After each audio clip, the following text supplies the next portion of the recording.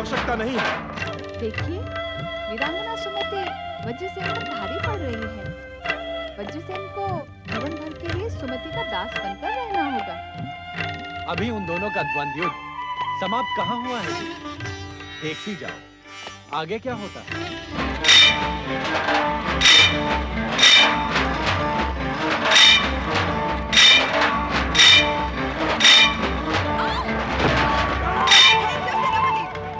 हमें तुम्हारी सहायता की आवश्यकता नहीं है।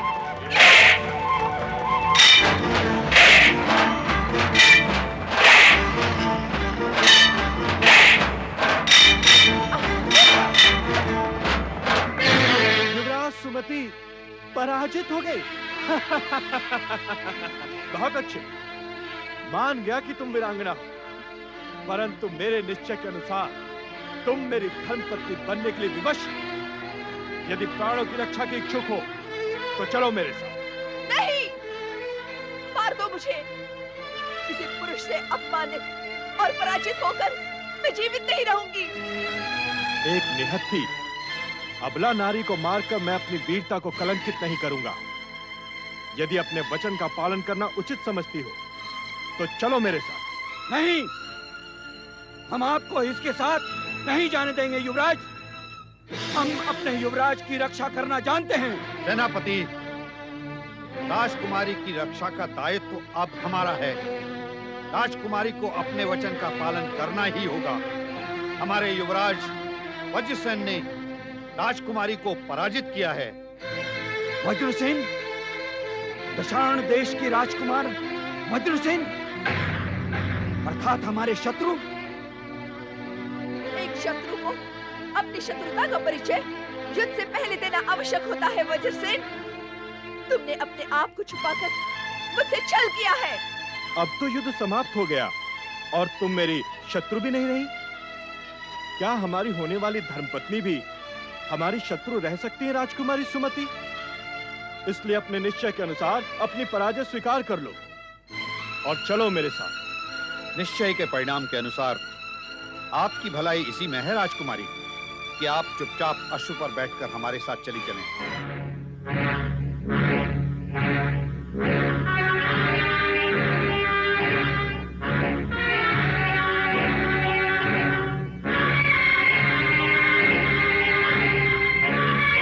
मेरा निश्चय ये है कि यदि आप खड़ग युद्ध में मुझसे हार गई तो आपको मेरी धर्मपत्नी बनकर रहना होगा।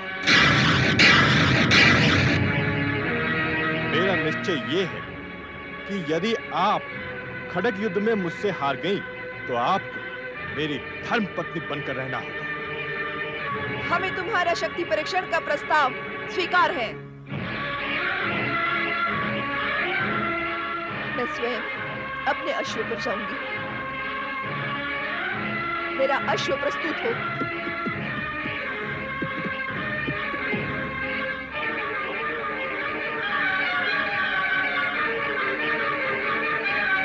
सेनापति, पिताश्री से कहिए मैं अपने सम्मान की रक्षा नहीं कर पाई।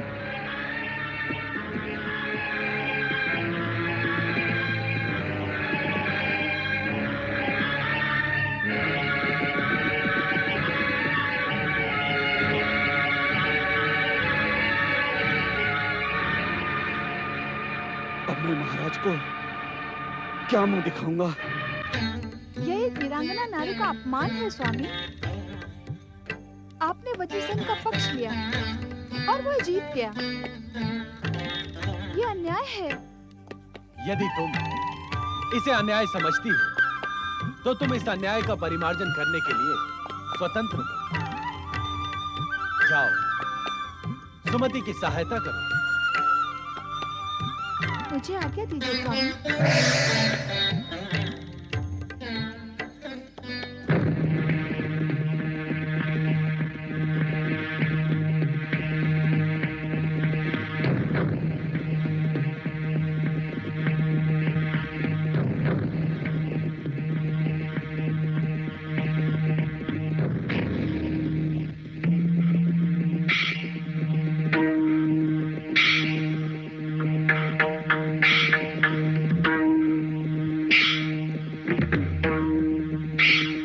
प्रजापति वरुण। क्या आज्ञा युवराज? अपनी होने वाली धर्मपत्नी को हम अकेले ही ले जाएंगे, तुम लोग जा सकते हैं। किंतु युवराज, अपमानित और पराजित वीरांगना को और लज्जित करना उचित नहीं समझते। जो आज्ञा युवराज, परंतु आपको बहुत सावधान रहना होगा। तुम हमारी चिंता न करो, जाओ। चलो साथियों, आओ।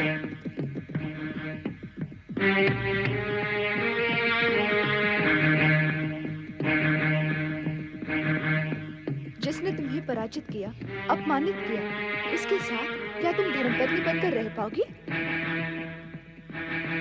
तुम्हारा सारा जीवन नर्क की यातना में बीतेगा सुमति। तुम उससे आंख मिलाकर कभी बात नहीं कर पाओगी। तुम्हारा सारा जीवन व्यर्थ हो जाएगा, व्यर्थ हो जाएगा, व्यर्थ हो जाएगा। क्या सोच रही हो मेरी होने वाली धर्मपत्नी?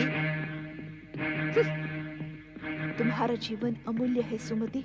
तुम्हारी बाहुओं में अभी इतना बल है कि तुम इस स्थिति को बदल सकते हो। वचन के बंधन से निकलकर इस समय चतुराई और राजनीति से काम लो। निकल भागो यहाँ से, निकल भागो, निकल भागो। सुमति, ये तो वचन भंग है। ठहर जाओ सुमति, ठहर जाओ।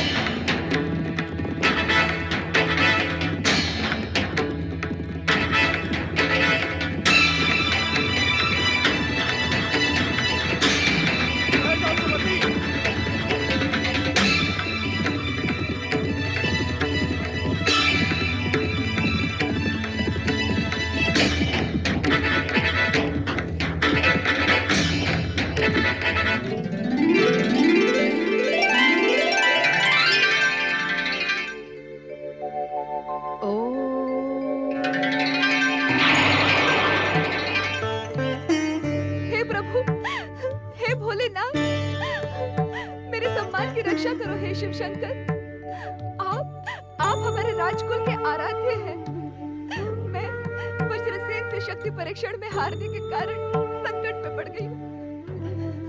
मेरी रक्षा करो, आप सर्वशक्तिशाली हैं। मेरी रक्षा करो भोलेनाथ, मेरी रक्षा करो। ओम नमः शिवाय। मेरी रक्षा करो। पुत्री, क्या तुम किसी संकट में पड़ गई हो? हाँ, परंतु आप कौन हैं?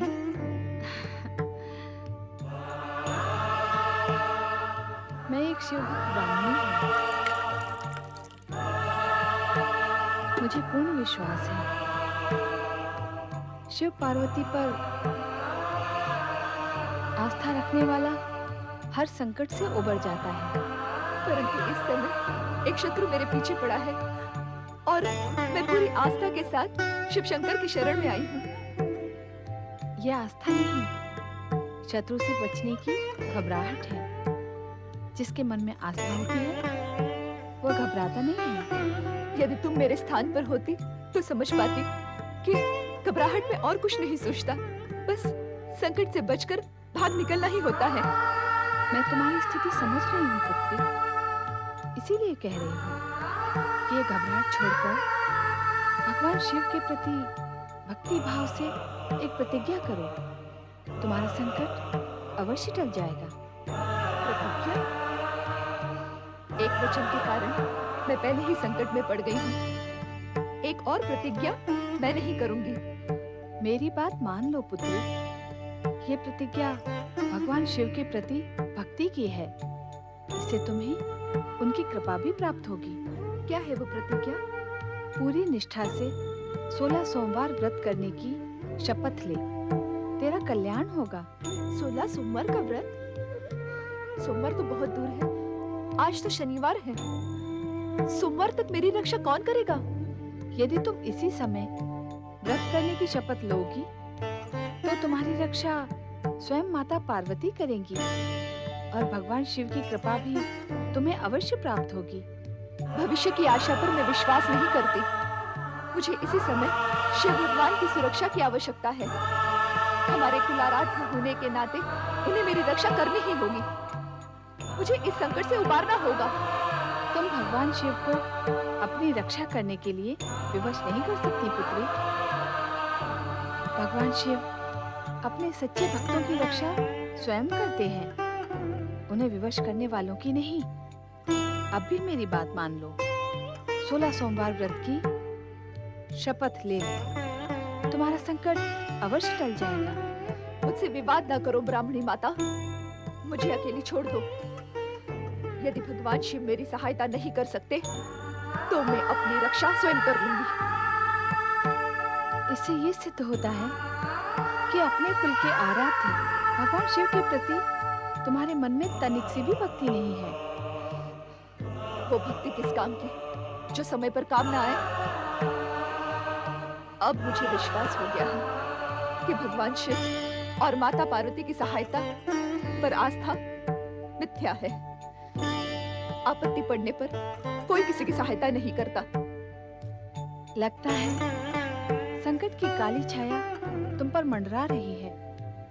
तुम्हारी बुद्धि कुंठित हो गई है। श्रद्धा, भक्ति और आस्था पर से तुम्हारा विश्वास उठ गया है पुत्री। अब तो इच्छा होते हुए भी तुम्हारी सहायता कोई नहीं कर सकता। भगवान शिव तुम्हारा कल्याण करें। ओम नमः शिवाय, ओम नमः शिवाय, ओम नमः शिवाय, ओम नमः शिवाय, ओम नमः शिवाय, ओम नमः शिवाय, ओम नमः शिवाय, ओम नमः शिवाय।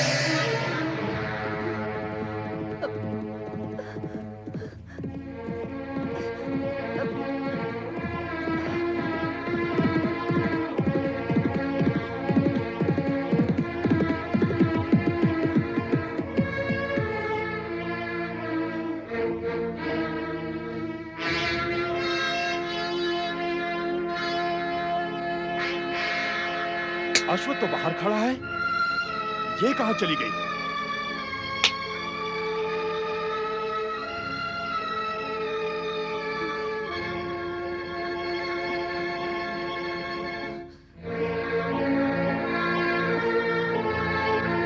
मुझसे भागने की चेष्टा व्यर्थ है सुमति। विधाता ने तुम्हारे भाग्य को मुझसे जोड़ दिया है। अब तुम मुझसे बचकर नहीं जा सकती। अपने को वीर पुरुष कहते हो तो वीर पुरुष जैसा व्यवहार करो। छोड़ दो मुझे।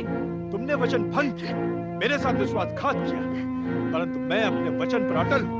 मैं तुम्हें अपनी धर्मपत्नी बनाकर रहूंगा। अब तुम मेरा साथ नहीं छोड़ सकती। चलो मेरे साथ, चलो।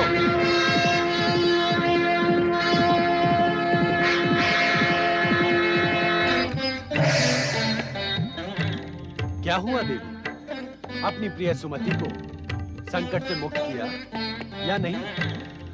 उसकी बुद्धि भ्रमित हो गई है स्वामी। उसके मन में आपके या मेरे प्रति कोई भक्ति नहीं है। अर्थात अब उसे अपनी करनी का दंड मिलेगा। ये तो आप मुझसे अधिक जानते हैं स्वामी, किंतु सुमति ने मेरी बात न मानकर ठीक नहीं किया। हमने तुमसे पहले ही कहा था कि अहंकारी का अहंकार खंडित होकर रहता है। यही सृष्टि का अटल नियम है। अब चलो कैलाश, नंदी और शिवगण व्यग्र हो रहे होंगे।